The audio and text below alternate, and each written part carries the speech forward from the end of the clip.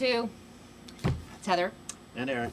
And we're here with Friday's Rant and Rave for October 10th, 2008. Let's kick off today's Rant and Rave with the rant. Eric, what are you ranting about today? Well, speaking of debates, I have to give it to the Commission on Presidential Debates.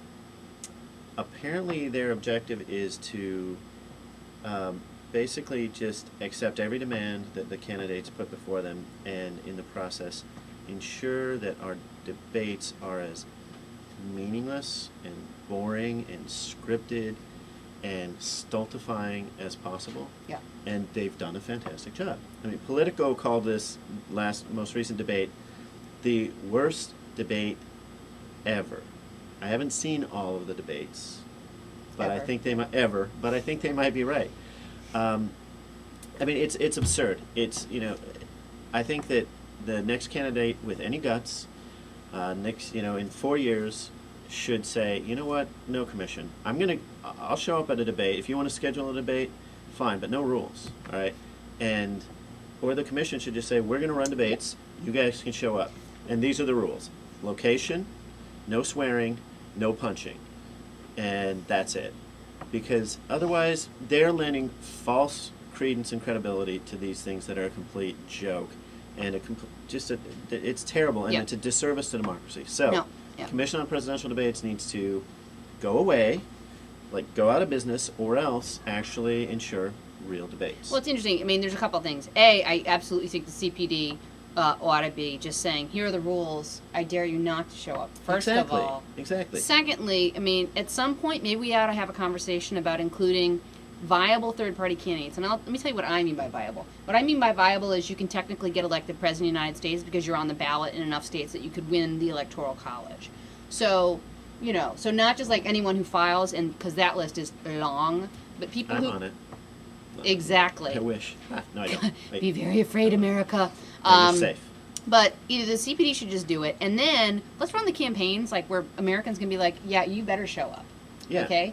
So I totally agree with that. Right on with the rant. My rave today is far better. Last week's rave was sort of a half-hearted rave. There's a lot of great groups who are doing a lot of great things right now and really trying to elevate issues and talk substantively about the struggles people are facing and to propose some solutions to that. So I want to sort of call out three groups who are doing some great stuff.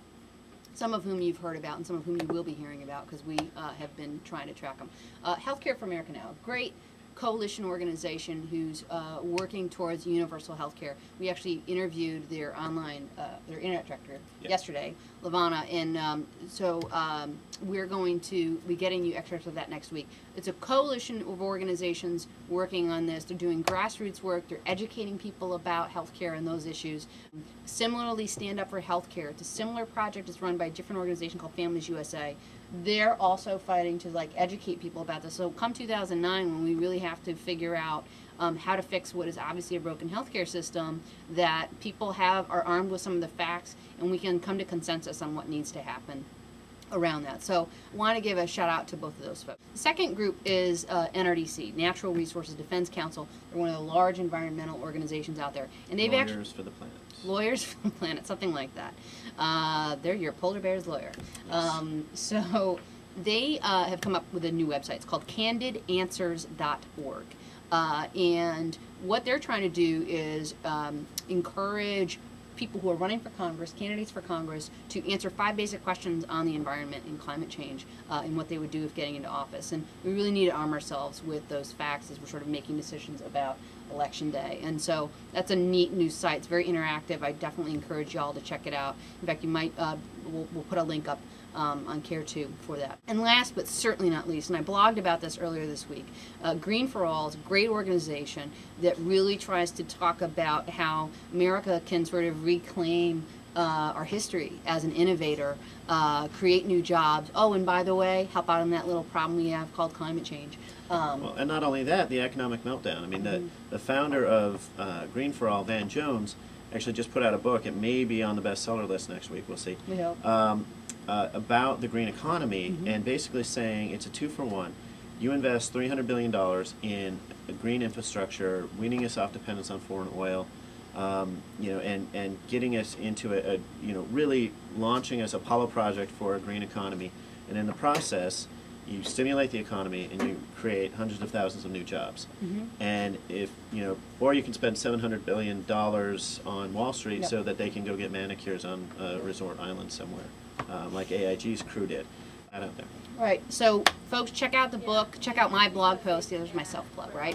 Check out the blog post we wrote earlier this week, which really sort of delves into this. It's been the book's getting rave reviews, and at a really important time in the U.S. We need to figure out smart ways of getting our economy moving again and getting people back to work. So that's it for us on the Care2 Rant and Rave this Friday. We hope you have a great weekend, and we'll see you next week.